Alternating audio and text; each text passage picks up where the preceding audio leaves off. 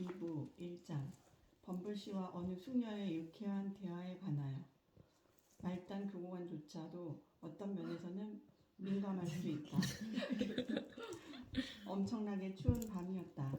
눈이 땅에 겹겹이 쌓여 두껍게 일어 있어서 골목이나 모퉁이에 쌓인 눈더미만이 날카로운 바람에 울부짖듯 흩날렸다. 소나기에 걸려든 먹이에 더욱 세차게 노염을 쫓아내듯 바람은 눈을 거칠게 사로잡아 구름 속에서 안개 소용돌이를 만들어 공중에 흩뿌렸다. 이렇게 황량하고 암울하며 살을 에이는 추위가 음습하는 밤에는 반듯한 집에서 따뜻한 화롯가에 둘러앉아 있다는 사실을 하느님께 감사할 사람들도 있겠지만 집이 없는 사람들이나 굶주리고 비참한 처지의 사람들은 길거리에서 쓰러져 죽기 십상이었다. 이런 날에는 굶주림에 지친 불황자들이 수도 없이 텅 빈 거리에서 눈을 감는다. 이들의 죄가 무엇이건 이보다 더 쓰라린 세상에서 눈을 뜨는 일은 없을 터였다. 문 밖의 상황이 이럴 때 올리버 트위스트의 출생지라고 소개된 적 있는 구빈원에서 간호부장으로 일하던 코니 부인은 작은 방 안의 밝은 벽난로 옆에 앉아 흡족하게 작은 원탁을 바라보고 있었다. 원탁 위에는 탁자만한 크기의 쟁반이 놓여 있었고 간호부장들이 가장 기쁘게 즐길 만한 식사거리들이 갖춰져 있었다. 사실 코니 부인은 막 차 한 잔으로 기분을 달래려던 참이었다. 원탁에서 벽난로로 눈길을 돌리자 세상에서 가장 작은 차주전자가 작은 소리로 작은 노래를 부르고 있었다. 이 소리에 코니 부인은 내심 만족스러웠고 저절로 입가에 미소가 지어질 정도로 흡족한 듯 보였다. 그래, 간호부장이 원탁에 팔꿈치를 기댄 채 생각에 잠긴 표정으로 벽난로를 쳐다보며 입을 열었다. 정말 우리가 감사해야 할 일들이 엄청 많아. 한가득 있다고. 우리가 몰라서 그렇지. 하. 코니 부인은 개탄스러운 듯 고개를 절레절레 흔들며 그 사실을 모르는 극빈자들의 무지함을 한탄스러워하더니 60g짜리 양철 차통 속에 은수저를 깊게 집어넣고 차를 끓이기 시작했다. 정말이지 얼마나 사소한 물건 하나가 인간의 연약한 마음을 어지럽히는가. 이렇게 코니 부인이 도덕적인 사색을 하는 중에 너무 작아 쉽게 끓어오르는 검은 찻주전자가 넘치기 시작했고 그 끓는 물에 코니 부인의 손이 살짝 데었다. 이 망할 주전자! 간호부장이 벽난로 선반에 급하게 주전자를 내려놓으면서 말했다. 이 멍청하게도 2잔밖에 안 들어가는 주전자도 대체 누구한테 쓸모가 있겠어? 코니 부인이 잠시 뜸을 들이다가 말을 이었다. 나처럼 불쌍하고 고독한 사람이 아니라면 말이야. 에휴. 간호부장은 의자에 털썩 주저앉아 다시 원탁에 팔꿈치를 기대고 자신의 쓸쓸한 운명에 대해 생각했다. 작은 차주전자와 찻잔 하나를 보고 있자니 벌써 25년 전에 죽은 코니 씨가 떠올랐다. 코니 부인은 감정을 주체할 수 없었다. 다시는 갖지 못할 거야. 코니 부인은 슬쭉하게 외쳤다. 다시는 그처럼 좋은. 이 말이 남편을 뜻하는 건지 아니면 차주전자를 의미하는 건지 불분명했지만 후자일 가능성이 컸다. 코니 부인이 이 말을 하면서 차주전자를 쳐다보면서 집어들기까지 했기 때문이다. 코니 부인이 딱 찻잔을 들어 올릴 때 코니 부인이 막 첫 잔을 들이킬 때 살며시 방문을 두드리는 소리가 들려왔다. 오, 들어오라고. 코니 부인이 날카롭게 쏘아붙였다. 또 노파 하나가 죽어나가는 모양이군. 언제나 내가 뭘 먹으려고만 하면 죽는다니까. 거기 서서 찬바람 들어오게 하지 말고 어서 들어와. 뭐가 문제지? 아무것도 아닙니다, 부인. 아무것도. 남자의 목소리가 들려왔다. 어머나, 범블씨인가요? 간호부장이 한결 상냥한 어조로 물었다. 네, 그렇습니다, 부인. 범블씨가 밖에서 신발을 닦고 외투에 묻은 눈을 털고 나서 모습을 드러냈다. 한 손에 삼각모자를 들고 다른 손엔 짐을 하나 들고 있었다. 문을 닫을까요, 부인? 코니 부인은 주저하며 대답을 못했는데 방 안에서 범블씨와 대화를 나누는 것이 부적절한 처신은 아닌지 걱정스러웠던 것이다. 범블씨는 이렇게 주저하는 틈을 타서 추위를 핑계로 그냥 문을 닫았다. 날씨가 참 거치네요, 범블씨. 간호부장이 말했다. 네, 정말 그렇군요. 교보의 나쁜 날씨라 할 수 있죠. 우리가 오늘 오후에 2kg짜리 빵 20개와 치즈 1개 반을 배급했는데도 극빈자 녀석들은 여전히 만족을 안 해요. 물론 그렇겠죠. 과연 그럴 때가 오긴 할까요, 범블씨? 간호부장이 차를 한 모금씩 훌쩍거리면서 말했다. 글쎄요, 없겠지요? 말단 교구관이 맞장구를 치며 말을 이었다. 마누라에 많은 식구가 딸린 어떤 남자한테 2kg짜리 빵하고 큰 치즈 덩어리 하나를 다 주면 고마워나 하는 줄 아세요? 고마워한다고요? 천만의 말씀. 동전 하나도 아깝다니까요. 이 남자가 한술 더 떠서 석탄도 달라는 거예요. 손수건에 담을 만큼이라도 좀 달라고요.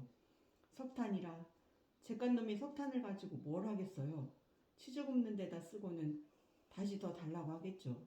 그런 녀석들이 하는 것이 그런 식이라고요. 오늘 석탄을 앞치마 가득 싸서 줘도 뻔뻔스럽게 모레쯤에 또 와서 더 달라고 징징대겠죠. 간호부장이 이 알기 쉬운 설명에 완전히 동의하는 표정을 짓자 말단 교구관이 말을 계속 이어갔다. 전 이 지경에까지 타락한 걸 본 적이 없어요. 그저께는 어떤 남자가 부인은 결혼한 적이 있으시니까 제가 이런 얘기도 합니다만 등에 뭐 하나 걸치지 않고 우리 감독님 집에 찾아왔어요. 마침 집안에는 저녁 손님들도 있었는데 거기에서 국어를 하는 겁니다. 빈손으로는 안 가겠다고 버티니 손님들은 얼마나 놀랐겠습니까? 어쩔 수 없이 감독님이 감자 500g과 오트밀 300ml를 내줬어요. 그러자 은혜도 모르는 남자가 이러는 거예요. 맙소사, 이게 나한테 무슨 소용이 있어? 차라리 철퇴 안경이나 하나 주는 게 낫지요. 감독님이 준 것을 다시 빼앗으며 대답했죠. 좋아, 그럼 아무것도 안 주지. 그러자 남자가 그럼 길 위에서 죽을 겁니다. 라고 하자 감독님이 아니 안 죽을 거요. 라고 하시더군요. 하하, 그거 참 잘하셨네요. 진짜 그라넷이다워요. 그래서요? 간호부장이 끼어들었다. 그래서 그 남자는 돌아갔고 진짜 길 위에서 죽어버렸어요. 정말 고집스러운 놈이었다니까요. 정말 믿기 힘든 이야기네요. 하지만 범블씨,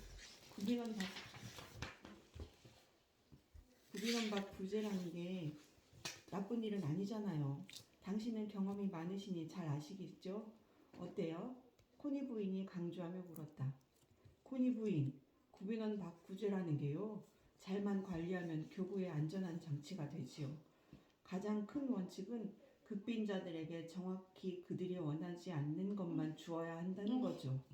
그러면 지쳐서 구걸하러 오지 않거든요. 교구관이 우월한 지식을 뽐내는 듯한 미소를 지으며 대답했다.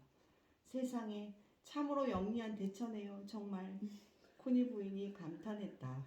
그렇죠? 우리끼리 하는 말이지만 부인, 그게 가장 큰 원칙이죠. 그래서 그 거만한 신문들을 보면 병든 가족에게 구제품으로 치즈 조각을 주었다는 기사들이 늘 나오잖아요. 전국 어디서나 똑같아요. 요즘 규칙이 그래요.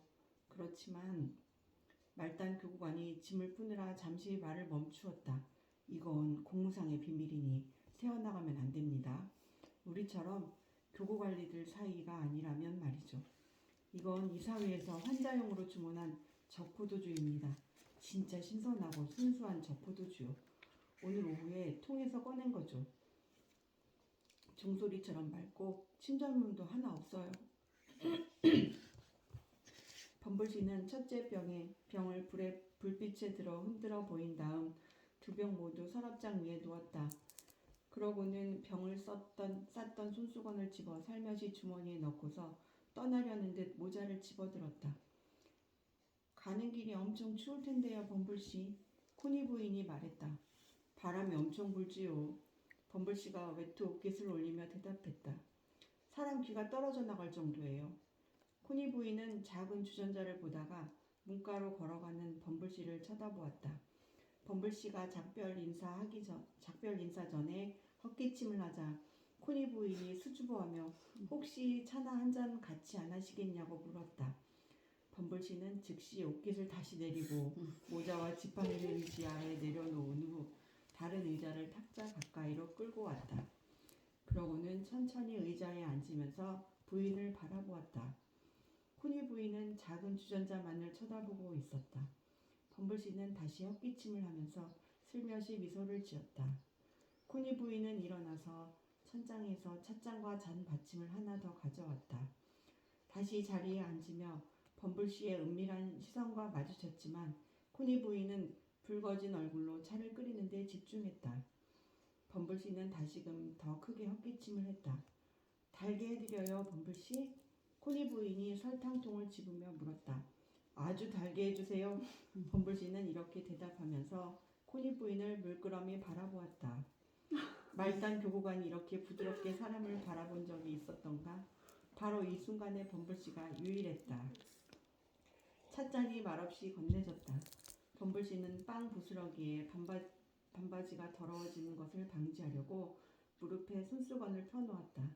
가끔씩 깊은 한숨을 쉬었지만 식욕이 줄어들기는커녕 더 늘어나 토스트와 차를 열심히 먹고 마셨다. 고양이가 있군요, 부인. 범블씨가 새끼 고양이들에 둘러싸여 벽난로 앞에서 불을 쬐고 있는 고양이들을 바라보며 말했다. 새끼 고양이들도 있네요. 고양이를 진짜 좋아해서요. 상상도 못하실걸요? 저 녀석들이 얼마나 행복하고 얼마나 기운이 넘치고 얼마나 즐거워하는지 몰라요. 정말이지 제게는 친구 그 이상이죠. 코니 부인이 대답했다. 제법 괜찮은 동물들이군요. 아주 가정적이고요. 범블씨가 고개를 끄덕이며 응수했다. 오, 맞아요. 게다가 자기들 집을 너무나 좋아하니 그 점도 제겐 큰 기쁨이랍니다. 코니 부인이 열정적으로 맞장구를 쳤다. 코니 부인, 제가 드리고 싶은 말은 어떤 고양이라도 당신과 같이 살면서 집을 좋아하지 않는다면 그런 녀석은 멍청이일 거라는 겁니다. 범블씨가 천천히 찻숟가락을 두드리며 말했다.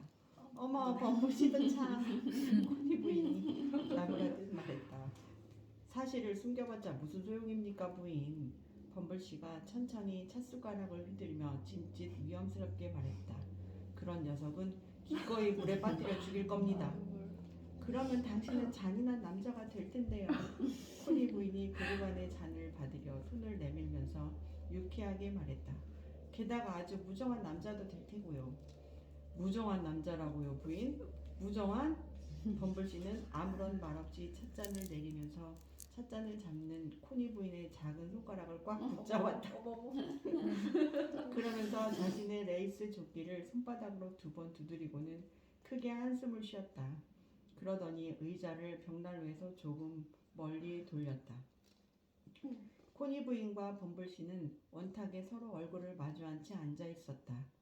범블씨가 벽난로를 바라보며 벽난로에서 물러난 결과 코니 부인과의 거리가 조금 멀어졌다. 분별 있는 독자라면 범블씨의 영웅적인 처사에 감탄하지 않겠는가.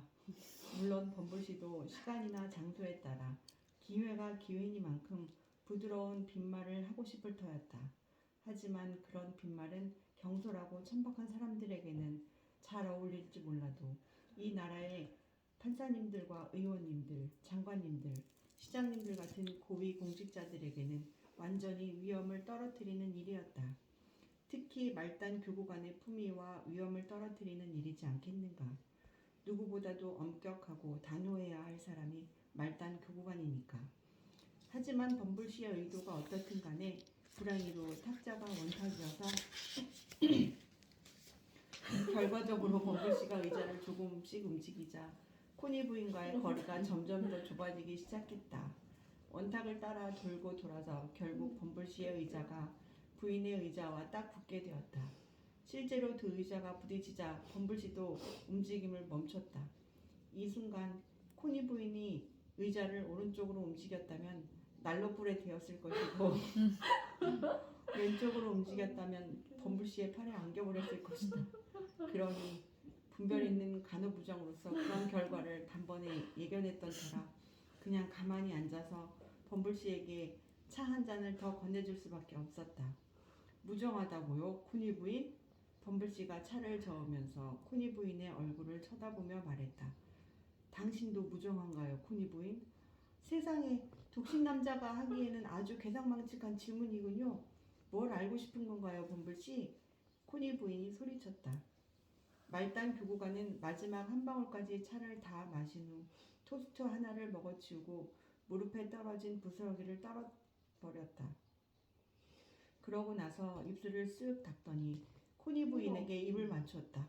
범블씨! 이 부인이 속삭이듯 외쳤다. 너무나 놀란 나머지 목소리를 크게 내지 못한 탓이었다. 범블씨! 소리를 지를 거예요. 범블씨는 아무런 대꾸도 하지 않고 천천히 위험있게 코니 부인의 허리에 팔을 들렀다.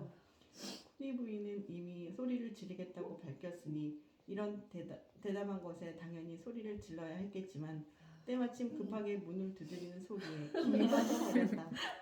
소리가 나자마자 범블씨는 깜짝 놀라 아주 재빠르게 포도주 병 쪽으로 뛰어가서 아주 열정적으로 순병의 먼지를 닦기 시작했다. 그러자 코니 부인은 날카롭게 누구냐고 물었다. 사람이 갑작스럽게 놀라게 되면 두려움이 덜하게 되는 모양이었다. 어느새 코니 부인의 사무적인 목소리가 되돌아왔기 때문이다. 부인, 셀리 할멈이 죽기 직전이랍니다. 메마르고 추하게 생긴 극빈자 노파가 문에 머리를 들이민 채 말했다. 그래? 그게 나하고 무슨 상관이야? 내가 살릴 수도 없는데 안 그래? 코니 부인이 화를 내며 물었다. 그렇죠. 그렇고 말고요. 아무도 손을 쓸 수 없는 지경이죠.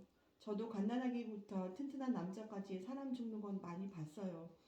죽음이 올 때는 정확히 알 수 있죠. 그런데 셀리 할멈은 뭔가 고민이 있나 봐요. 발작을 하지 않을 테면 그럴 때가 별로 없긴 하죠. 아주 괴로워하며 죽어가고 있으니까요. 부인이 꼭 들어야 할 이야기가 있다고 말해요. 부인이 올 때까진 죽지 않을 거래요. 이 말에 코니 부인은 자기를 귀찮게 괴롭히지 않고서는 죽지도 않는 노파들에 대한 온갖 욕을 퍼부었다. 그러고는 급히 두꺼운 소를 걸치더니 범블씨에게 무슨 일이 있을지도 모르니 기다려달라고 부탁했다. 코니 부인은 소식을 전하러 온 노파에게 빨리 걸으라며 밤새도록 계단에서 비틀대며 있을 거냐고 닥달을 하면서 가는 길 내내 잔소리를 퍼부었다. 혼자 남게 된 범블씨의 행동은 약간 설명하기 어려웠다. 범블씨는 찬장을 열어 찻숟가락 개수를 재고 설탕 집게의 무게를 가늠해보고 은재 우유단지를 꼼꼼히 살펴보고 진짜 은인지 확인하고는 삼각모자를 비뚤게 쓰고 근엄하게 춤을 추며 원탁을 4바퀴나 돌았다. 이 독특한 공연을 마친 후 다시 삼각모자를 벗고 벽난로를 등진 채 다리를 쭉 뻗고 앉아 상념에 잠겼는데 머릿속으로 정확한 가구 목록을 작성해 보는 것 같다.